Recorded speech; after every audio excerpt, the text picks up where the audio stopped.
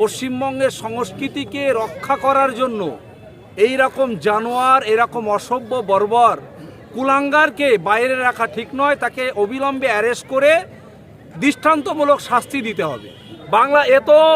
এ হচ্ছে একটা অনুপ্রবেশকারী, বাংলাদেশ থেকে পয়সা দিয়ে বিএসএফকে সেটিং করে ইন্ডিয়াতে এসেছে, এসে পয়সার বিনিময়ে প্রথম ভোটার আইডেন্টিটি কার্ড করেছে, তারপরে আধার কার্ড বানিয়ে বিজেপির টিকিটে নির্বাচিত হয়ে সে এখন মুসলিম বিদ্বেষী হয়ে গেছে।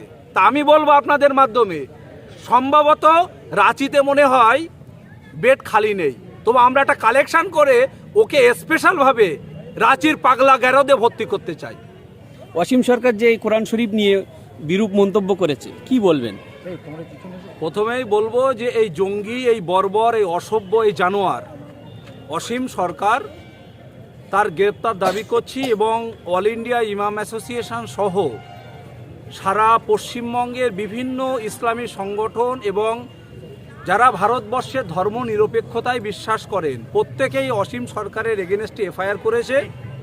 আপনাদের মাধ্যমে আমি পশ্চিমবঙ্গের মাননীয় মুখ্যমন্ত্রী এবং প্রশাসনের কাছে অনুরোধ করব যে পশ্চিমবঙ্গের সম্প্রীতি, পশ্চিমবঙ্গের সংহতি, পশ্চিমবঙ্গের সংস্কৃতিকে রক্ষা করার জন্য এই রকম জানোয়ার, এরকম অসভ্য বর্বর কুলাঙ্গারকে বাইরে রাখা ঠিক নয়। তাকে অবিলম্বে অ্যারেস্ট করে দৃষ্টান্তমূলক শাস্তি দিতে হবে।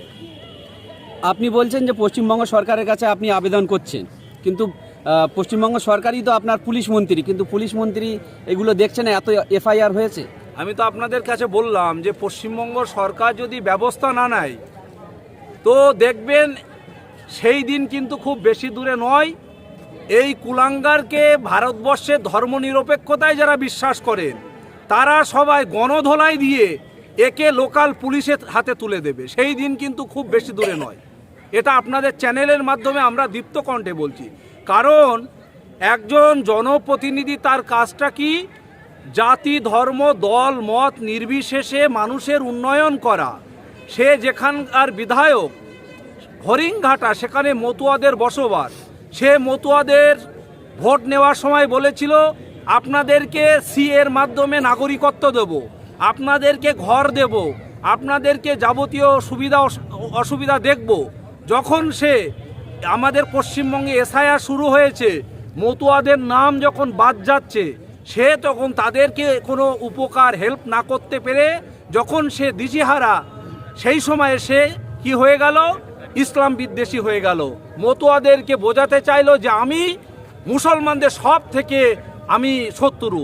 তাই বলবো যে এই অসীম সরকারের বিরুদ্ধে আমাদের প্রত্যেকের, বিশেষ করে ভারতবর্ষের ধর্মনিরপেক্ষতায় যারা বিশ্বাস করেন, যারা নিজ ধর্মে পালন করার সাথে সাথে অন্য ধর্মকে সম্মান শ্রদ্ধা জানান, তাদের পক্ষ থেকে একটাই অনুরোধ, এই কুলাঙ্গারকে অবিলম্বে অ্যারেস্ট করতে হবে। যদি না হয় একটা ভয়াবহ রূপ ধারণ করবে, এটা আপনাদের মাধ্যমে বলে দিলাম। দেখা যায় বিজেপির বিভিন্ন কর্মীরা মুসলিমদের উপরে টর্চার করে, অত্যাচার করে, তাদেরকে পুলিশ গ্রেপ্তার করে, আবার রাতারাতি কিংবা একদিন পরই ছেড়ে দেয়। কি বলবেন?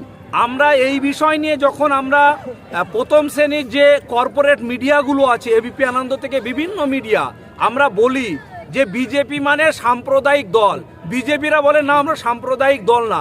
আজকে বিজেপির রাজ্য সভাপতি শ্রমিক ভট্টাচার্য, বিরোধী দলনেতা শুভেন্দু অধিকারী, তাদেরকে ডিসাইড করতে হবে যে তারা এই কুলাঙ্গার, এই জানোয়ার অসীম সরকারের বক্তব্যকে তারা সমর্থন করে কিনা। এটা আমরা তাদের কাছে দাবি করছি আপনাদের মাধ্যমে। তারা যে বলে আমরা ধর্মনিরপেক্ষ কি? আজকে তিনি যে বক্তব্য করেছে, গোটা মুসলিম সমাজকে তিনি ব্যথা দেননি, বরং যারা নিজ ধর্মে পালন করে অন্য ধর্মকে সম্মান দেন তাদেরকেও ব্যথা দিয়েছে। তাই বিজেপির রাজ্য সভাপতি এবং বিরোধী দলনেতা তাদেরকে ডিসাইড করতে হবে যে তারা এই ঘটনাকে, তাদের এই অসীম সরকারের মন্তব্যকে তারা সমর্থন করে কিনা। অসীম সরকারের কোয়ালিফিকেশন সম্বন্ধে যদি আপনি কিছু জানেন তা বলেন। আমরা বিভিন্ন জায়গা থেকে খবর নিয়ে দেখতে পেলাম যে এই অসীম সরকার ক্লাস 4 পাস, তার মানে সে 6টা লোকের কাছ থেকে শিখেছে।